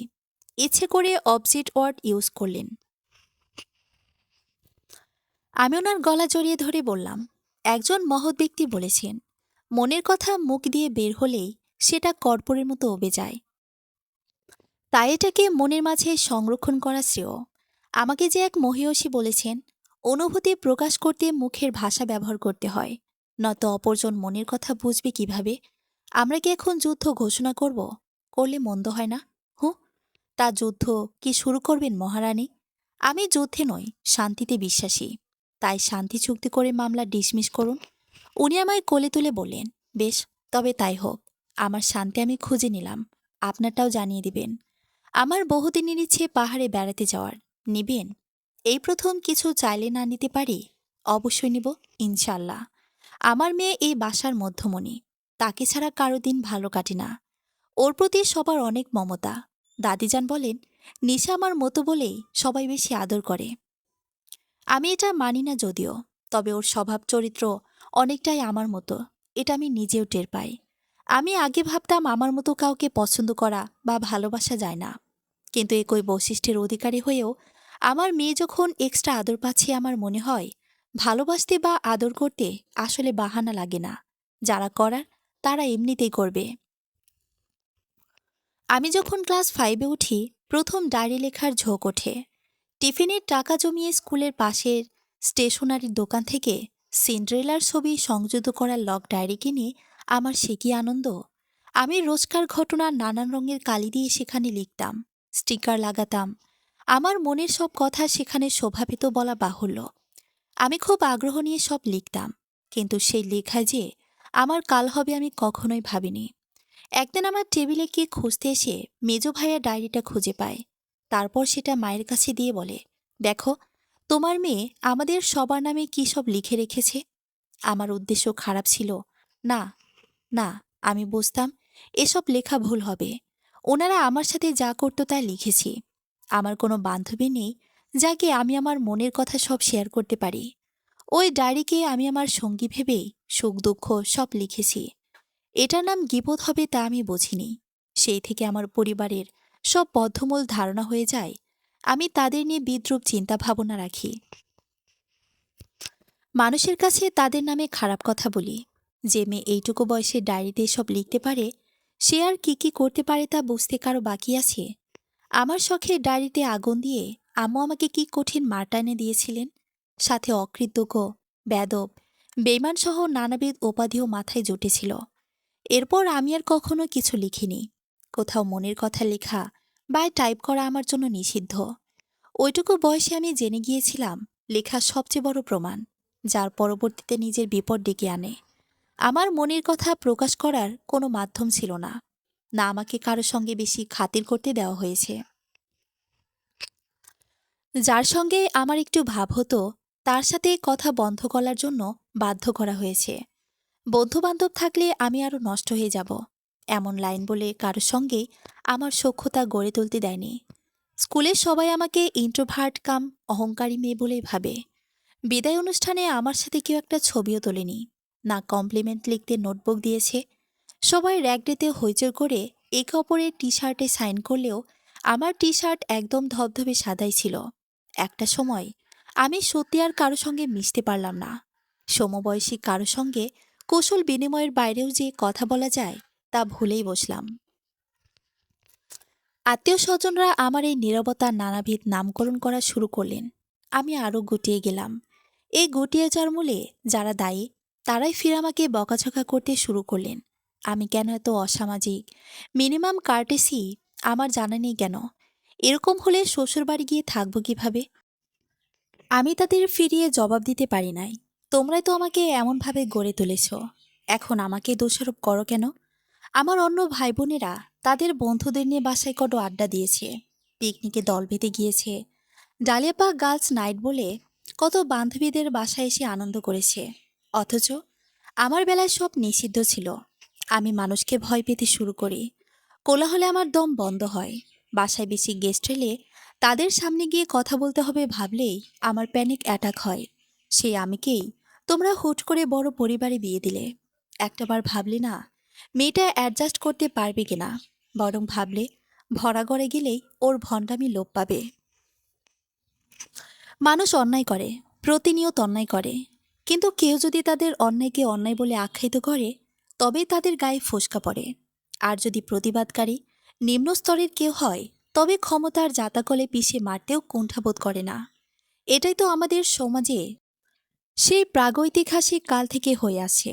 আমরা বড়রা অন্যায় করি, আমাদের প্রত্যাশা অপূর্ণতা ছোটদের মাথায় চাপিয়ে দেই, ওদের ঠিকঠাক গ্রো করার সুযোগ বা অনুপ্রেরণা দেই না। যখন ওদের মেরে ধরার সময় তখন গুটিয়ে রেখে দিন শেষে ব্লেম করি কেন অন্যদের মতো জানা ঝাপটে সাইন করছে না। আমার মেয়েকে আমি সেরকম হতে দেব না। ওকে আমি সামাজিক হতে শিখাচ্ছি, সবার সঙ্গে মিলেমিশে থাকতে শেখাচ্ছি। ও যেন সবার মাঝে থেকে ভালো মন্দ বিচার করতে পারে। ওর সহজাত কোনো বৈশিষ্ট্যে আমি বাধা প্রদান করি না। শাসনের মাত্রা বয়সের সাথে আনুষঙ্গিক রাখার প্রাণপণ চেষ্টা করি। ওকে প্রপারলি গাইড করতে বিভিন্ন বই ও ডকুমেন্টারি পড়ি। আমি নিজেকে গ্রুমিং করি ওর জন্য, ওর সুন্দর ভবিষ্যতের জন্য। অভিলাষী হয়ে স্বপ্ন সাজায় আমার মেয়ে আমার মতো হবে না। তৈমুর আমার ইচ্ছা পূরণ করতে সত্যি পাহাড়ে নিয়ে এসেছে। রাঙামাটির আঁকাবাঁকা পথ পেরিয়ে আমরা যখন কটেজে পৌঁছাই তখন প্রায় সন্ধ্যা হয়ে গেছে। উনি খাবার অর্ডার দিয়ে বললেন, তুমি ফ্রেশ হয়ে নাও, আমি একটু বাইরে থেকে ঘুরে আসি। এই প্রথম ওনার সাথে বাড়ির বাইরে দূরে কোথাও বেড়াতে এসেছি বলে আমার খুব ভালো লাগছিল। নিশাকে নিয়ে যদিও পার্ক, বিভিন্ন দর্শনীয় স্থানে মাসে দু একবার বের হওয়া হয়, তবে এরকম রাতে থাকার মতো কোথাও যাওয়া হয় না। আমি ফ্রেশ হয়ে বের হতে দেখি তৈমুর খাবার সাজিয়ে বসে আছেন। আমাকে দেখে বললেন, আমার খুব খিদে পেয়েছে, তাই সরাসরি মেইন কোর্স নিয়ে ফেলেছি। তোমার অসুবিধে হবে না তো? না, ঠিক আছে। আমিও মনে মনে ভাবছিলাম নাস্তায় পেট ভরবে না এখন। যাক, তাহলে হলোই। তৈমুর নিশাকে পাশে বসিয়ে এটা ওটা মুখে তুলে দিচ্ছেন, আর মেয়ে বাবার সঙ্গে রাজ্যের গল্প করে যাচ্ছে। ওদের বাবা মেয়ের কথা কখনোই যেন ফুরোয় না। তৈমুর কথার তালেই হঠাৎ আমার গালে খাবার তুলে দিলেন। নিশা এটা দেখে খুশিতে হাততালি দিতে লাগলো। আমি বিষম খেয়ে কাশতে লাগলাম। তখন উনি পানির গ্লাস এগিয়ে বললেন, এ তো কেলেঙ্কারি হয়ে গেল। আদর করে একটু খাইয়ে দিতেই নাকে মুখে উঠল তোমার। আমি নিজেকে সামলে বললাম, আমি প্রস্তুত ছিলাম না, তাই এমন হয়েছে। সরি। উনি চোখ সরু করে বললেন, এখানে সরি বলার কি হলো? আমি কিছু না বলে খাওয়ায় মনোযোগ দিলাম। উনি আমার দিকে একধানে তাকিয়ে রইলেন। আমি জিজ্ঞাসানো ভঙ্গিতে তাকাতেই উনি বললেন, এটা কি হলো মৃত্তিকা? তুমি আমাকে খাইয়ে দেবে না? দেখেছ মামুনি, তোমার আম্মু আমাকে একটুও ভালোবাসে না। আম্মু, বাবাকে খাওয়াই দাও না। দেখো না, বাবাই কান্না করে। অগত্যা তাকে খাইয়ে দিলাম। সে এতটাই চালাক, সুযোগে হাত ধুয়ে বসে পড়ল আমার পাশে। নিজের হাতে আর খেলো না। খাওয়া শেষে বলল, মৃত্তিকা, এখানে যে কদিন আছি আমি আর নিজ হাতে খাচ্ছি না। বাসায় তো সবাই থাকে, তাই কখনো বুঝিনি তোমার হাতে খেতে এত মজা লাগবে। এসবই আমাকে খাটানোর ধান্দা। মেয়েকে খাইয়ে কোল পায় না, এখন আবার মেয়ের বাপও লক ধরেছে। আমার কি ইচ্ছে করে না একটু বইয়ের আদর খেতে? তুমি এত নিষ্ঠুর। আমি এখানে এসেছি হাত পা এলিয়ে বিশ্রাম নিতে। আমাকে ডিস্টার্ব করা যাবে না। আপনারা বাবা মেয়ে মিলে বরং কিভাবে আমার সেবা করে সন্তুষ্টি অর্জন করবেন তা ভাবুন। তৈমুর কথাটা শুনে চুপ হয়ে গেল। কিছুক্ষণ পর নরম গলায় বলল, মৃত্তিকা, আমাদের মাঝে মধ্যে এমন বেড়াতে যাওয়া উচিত। আমি এই ব্যাপারটা এইভাবে আমলে নিইনি কেন ভেবেই বিরক্ত লাগছে। তুমি আমাকে কেন কখনো বলনি এটা তোমার রেস্ট নেওয়ার সহজ মাধ্যম? আমি খুব কেয়ারলেস হাজবেন্ড, তাই না? আল্লাহ, না না না, আপনি মাইন্ড করলে নাকি আমার কথা? আমি অভিযোগ করছি না, অভিযোগ করা অন্যায় না। যেটা সাফোকেশন তৈরি করবে সেটার কথা তো বলতেই হবে। আমার অধিকার আছে জানার কিসে সুবিধা হচ্ছে, কিসে অসুবিধা হচ্ছে। আসলে তুমি যেমন অ্যাক্টিভ থাকো, আমি আসলেই টের পাই না তোমারও ক্লান্তি আসে, বিশ্রামের দরকার পড়ে। নিজের কাজের বাইরে অত দিকে খেয়ালও থাকে না। আমি খুব সরি। আমি মানুষটার দিকে চেয়ে হাসি। সে হয়তো সত্যি জানে না কিভাবে যত্ন করতে হয়। করার আগ্রহ জন্মেছে এও কম কি? মানুষটা কল্পজগতের নায়কদের মতো পারদর্শী নয়, তবে মনে মায়া আছে। আবেগ আছে আমার প্রতি। আমার কি এত প্রফুল্ল হওয়া উচিত নয়? আমি কি আমার পুরনো অভিজ্ঞতার আলোকে তার সামনে নিজেকে পূর্ণভাবে মেলে ধরতে ভয় পাচ্ছি? আমার চাহিদা, আকাঙ্ক্ষা তাকে যদি না বলি, সে বুঝবে কিভাবে আমার কি চাই? আমার গুটিয়ে থাকার এই অভ্যাস কি দূর করা প্রয়োজন? মানুষ জীবনে যা পায় না, তা নিয়ে তার যত অনুযোগ অভিযোগ মনের মাঝে পুষে রাখে। তার বিন্দুমাত্র কৃতজ্ঞতা পাওয়া জিনিসগুলো নিয়ে যদি করত, হয়তো কলিয়ে উঠতে পারত না। সেই সুবাদে আজকাল নিজেকে অকৃতজ্ঞই মনে হয়। আমার শ্বশুর আমাকে অনেক স্নেহ করেন। দাদিজান তো আছেনই, আর বাকি সদস্যরাও খারাপ না। শাশুড়ির সমাজ তথা মা, চাচি, ফুপু, খালা, এনারা আজীবনে একটু বাঁকা কথার মানুষ হয়ে থাকেন। ওনাদের নিয়ে মন খারাপ করলে জীবনে আর সুখী হবার সময় হবে না। আমিও তাই তাদের কথা বা কাজের উপর ভিত্তি করে আমার জীবনের সুখ মাপি না। ছোট ভাইয়ের বিয়ে উপলক্ষে বাসায় যেতে হবে। শুনেছি খুব ভালো ঘরেই সম্বন্ধ হয়েছে। এই প্রপোজালটা ডালিয়াপার শ্বশুরপক্ষে হওয়ায় মাও ভীষণ আনন্দিত। অমন বনিদি বাড়ির মেয়ে তার ছেলের বউ হয়ে আসবে, এতে তিনি ভীষণ খুশি। ফোনে কথা শুনে তেমনটাই মনে হয়েছে।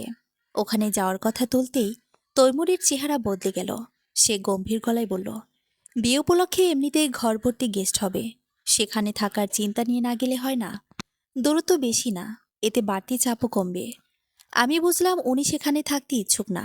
সম্পর্কের খাতিরে আতিথেয়তা রক্ষা করে চলে আসতে চাইছেন। আমি এটা ওটা বলে কনভিন্স করার চেষ্টা করেছি। উনি শর্ত জুড়ে দিলেন যদি সেখানে তার মনে হয় থাকা উচিত হবে না, তবে আমি যেন দ্বিমত না করে তার সিদ্ধান্ত মেনে নিই। আমিও কম নই, পাল্টা শর্ত দিয়ে বললাম, ধৈর্য ধারণ করা আবশ্যক, অল্পতেই রাগ করা যাবে না। নিশা ঘুরে ঘুরেও শুধু ছড়া কাটছে, তাই তাই তাই মামা বাড়ি যাই। মামা বাড়ি ভারী মজা, কিলচর নাই। মামা দিল দুধ ভাত, দোয়ারে বসে খাই।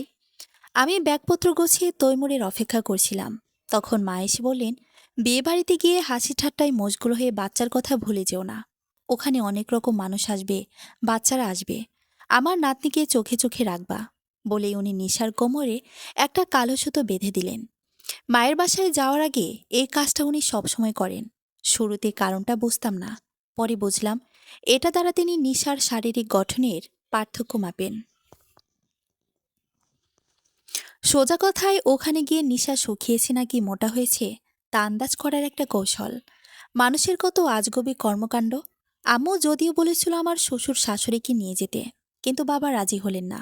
বললেন সরাসরি বিয়েতে উপস্থিত থাকবেন। বাসায় গিয়ে দেখি এলাহি অবস্থা, ঘর ভর্তি আত্মীয় স্বজনের ভিড়।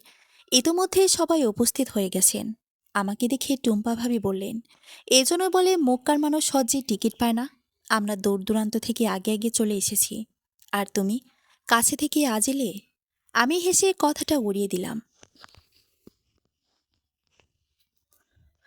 আমার মেয়েকে দেখে আমার মামাতো ভাই শামীম কোলে তুলে বলল, মৃত্তিকা, তোর মেয়ে তো মাশাল্লাহ অনেক কিউট হয়েছে, পুরাই পুতুল।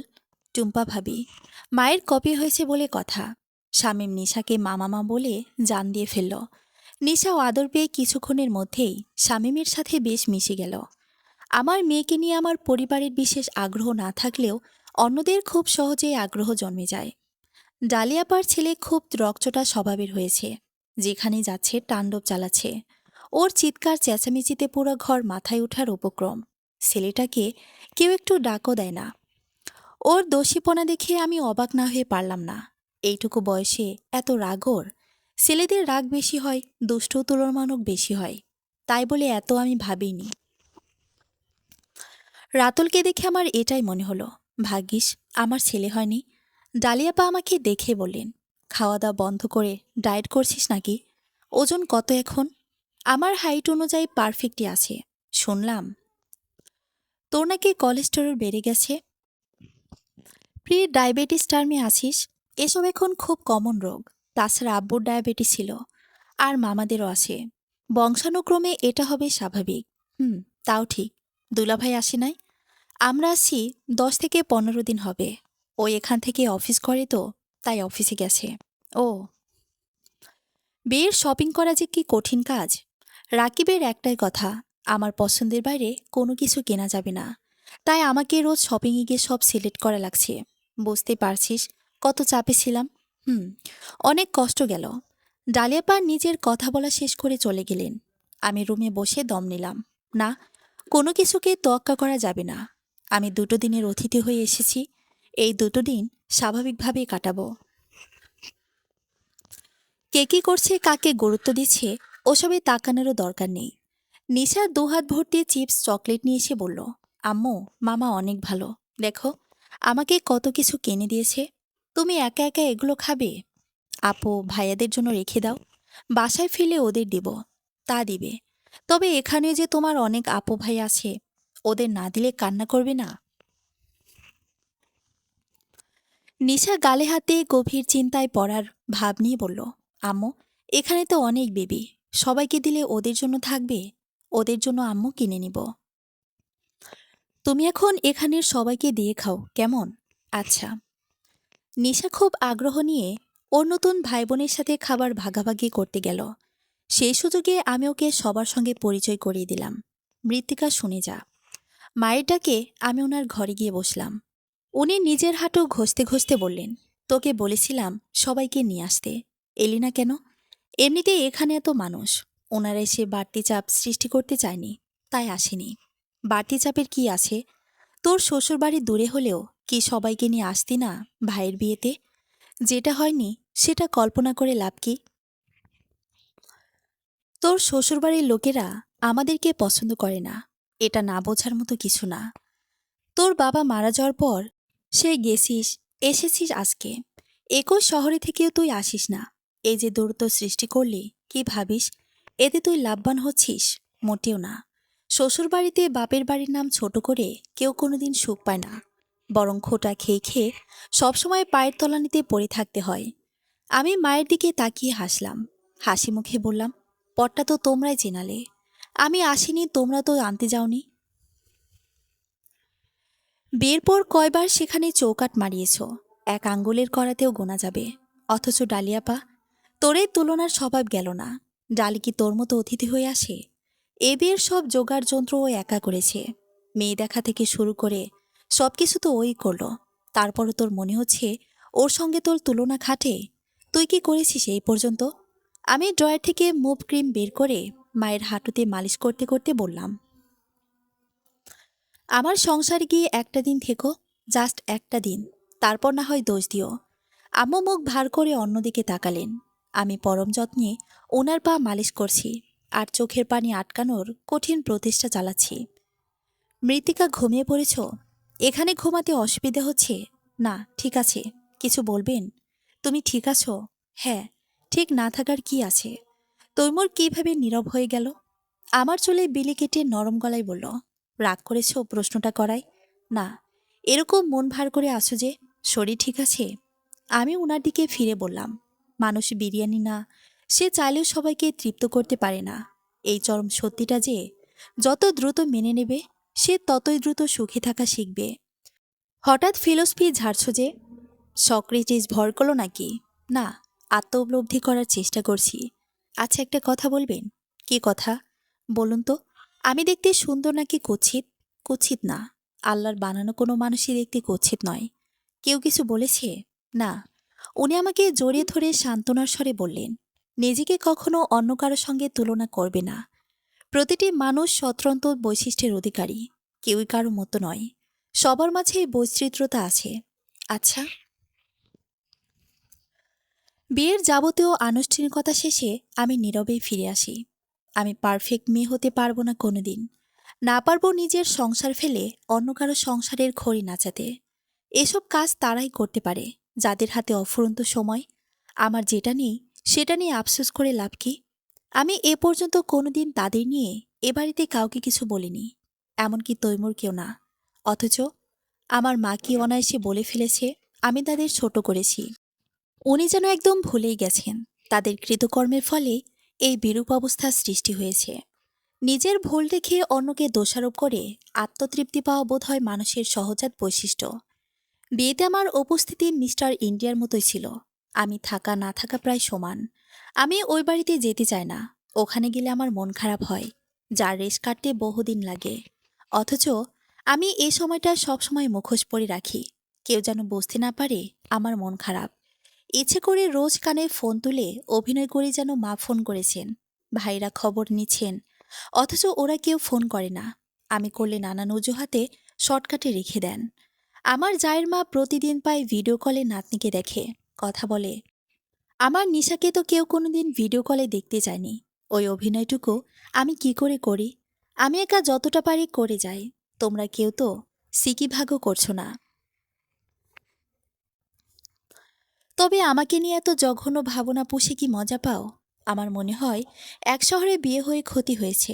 আমার এমন শহরে বিয়ে হওয়া উচিত ছিল যেখান থেকে আসবো বললেও 2-3 দিনের সফর করা লাগবে, অথবা যেখানে নেটওয়ার্ক খুব লো। আকাশে ঘন ঘটা করে আঁধার নেমেছে, ঠিক যেন আমার মনের বহিঃপ্রকাশ। আমি ছাদের কাপড়গুলো চিলেকোঠায় রেখে ছাদের মাঝখানে দাঁড়িয়ে আছি। ঝুম বৃষ্টির ফোঁটাগুলো যেন গায়ে কাটার মতো ফুটছে। আমি আগের পরের ভাবনা ভুলে মোহগ্রস্তের মতো বৃষ্টিতে ভিজতে থাকি।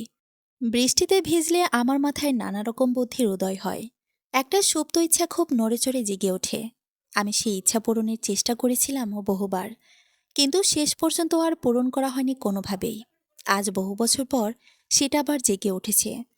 আকাশে ক্ষণে বিদ্যুৎ চমকাচ্ছে, আর জোরে জোরে বৃষ্টি নামছে। দুপুরের এই অলস সময়টায় বাড়ির সবাই ঘুমিয়ে থাকে। নিশাও তার দাদির সাথে ঘুমাচ্ছে। আমারই শুধু দুপুরে ঘুম আসে না। এই সময়টা আমার অসহনীয় অবসরে কাটে। বৃষ্টিতে দাঁড়িয়ে যা দোয়া করা হয় তাই নাকি কবুল হয়। আমি দুহাত উঁচু করে বললাম, আমার মেয়েটাকে তুমি অনেক সুখে রেখো, সবার মধ্যমণি করে রেখো। ওকে যেন কেউ কোনোদিন কষ্ট না দেয়। পানির স্রোতে উঠোনটা ভেসে যাচ্ছে। জমাট বাঁধা পানিতে ওপর হয়ে পড়ে আছে মৃত্তিকা। তাকে দেখে যে কারো মনে হবে সে খুব আরামে ঘুমাচ্ছে। হয়তো হাতে পায়ে আলতা মেখে খায়, বৃষ্টির পানিতে ধুয়ে রাঙা হয়েছে চারপাশ। বৃষ্টির শব্দে কেউ টের পেল না তাদের আরামের ঘুমের মাঝে এবারের বড় বউটা নিশ্চিন্তে ঘুমের দেশে হারিয়েছে। পরিশিষ্ট নিশা হাসি মুখে দুহাত মিলে বসে আছে। দুজন মেয়ে তার হাতে মেহেদি লাগাচ্ছে। পাশে অন্যরা গানের কলি খেলছে আর হাসি তামাশা করছে। আজ তার গায়ে হলুদ ছিল, আগামীকাল তার বিয়ে। বিয়েটা তার পছন্দসই পাত্রের সঙ্গে হচ্ছে বলে তার চোখে মুখে অন্যরকম আনন্দ। একটু পরপর কেউ না কেউ এসে তার খোঁজ খবর নিয়ে যাচ্ছে, কিছু লাগবে কিনা, কোনো অসুবিধা হচ্ছে কিনা প্রভৃতি। তার মায়ের জীবনের একটাই অভিলাষ পূর্ণ হয়েছে। সে সবার মধ্যমণি হয়েই বেড়ে উঠেছে, খুব আদরের মৃত্তিকার মেয়ে হয়ে বেড়ে উঠেছে। তৈমুরের মনটা একটুও ভালো নেই। মেয়ে বিয়ের দিনগুলোতে কোনো বাবারই মন ভালো থাকে না। তবু বুকে পাথর চেপে সে বসে আছে। নিশার মুখ দেখে তার ভালো লাগছে। ওর মুখে মৃত্তিকার মুখের মতো অবসাদ নেই। বিয়ের দিন যখন প্রথমবার মৃত্তিকাকে সে দেখেছিল, মনে হয়েছিল রাজ্যের সব দুঃখ মেয়েটার চেহারায় ভিড় করেছে। তৈমুর ভেবেছিল বিয়ের দিন বলে হয়তো আনুগত্য বান্দার মতো সব কাজ নীরবে সম্পাদন করা মেয়েটাকে ওর রোবটই মনে হতো। এ কেমন মেয়ে যার কোনো শখ নেই, আহ্লাদ নেই, কোনো আবদার নেই কিছু নিয়ে। শুরুতে এত স্বস্তি খুঁজে পেলেও পরে এটাই খুব জ্বলত তৈমুরের। ও চাইতো মৃত্তিকা মুখ ফুটে বলুক ওর কি লাগবে, কি পছন্দ সব বলুক। তৈমুর সব হাজির করবে বই কি। অথচ মেয়েটাকেও কোনোদিন বলতে পারিনি ওর বুকে কতটা ভালোবাসা জমেছিল। তৈমুর তো কোনোদিন ভাবিনি মৃত্তিকা তাকে এত তাড়াতাড়ি একা রেখে চলে যাবে। আজকাল ওর ভেবেই বরং আফসোস হয়, কেন সে একটাবারও বলেনি ও মৃত্তিকাকে কতটা ভালোবাসে। কিংবা সেই রাতেও যখন জানতে চেয়েছিল ও সুন্দর না কুৎসিত, তখন কেন ওর প্রশংসা করে বলিনি এই পৃথিবীর সবচেয়ে সুন্দর রমণী। মৃত্তিকা শুনতে চাইতো, তৈমুর শোনায়নি, কেউই শোনায়নি। ওর প্রতি এবাড়ির সবার মনে যে অপার মায়া তা প্রকাশ করা হয়নি। যদি জানতো ওর জীবনে সুন্দর মিষ্টি কথা শোনার অভাব, তবে হয়তো সবাই ওকে ভালো কথা শোনাতো। এই তৃষ্ণায় ওকে মরতে হতো না। মানুষের কত রকম তৃষ্ণা থাকে তাই না? কাউকে দেখার তৃষ্ণা, মনের কথা বলার তৃষ্ণা, ভালো কথা শোনার তৃষ্ণা। তৈমুরের নিজের প্রতি বিরক্ত লাগে এই ভেবে সে জানতো এই তৃষ্ণা ওর ছিল, তবুও কখনো মেটায়নি। ওকে মুখে বলেনি ভালোবাসি। আচ্ছা, যদি সে একবারও বলতো, তবে কি মৃত্তিকা আজ ওর পাশে থাকতো? তৈমুরের চোখ ভিজে আসে। ওর মনে হয় ও খুব খারাপ মানুষ, নয়তো মৃত্তিকার শোকে মরল না কেন? ও তো ভেবেছিল ওকে ছাড়া সে এক মুহূর্ত বাঁচবে না। অথচ কি নিষ্ঠুরভাবে সে বছরের পর বছর বেঁচে আছে। মানুষ আসলেই কঠিন ইস্পাতে গড়া, কারো বিচ্ছেদে কেউ মরে না। সমাপ্ত।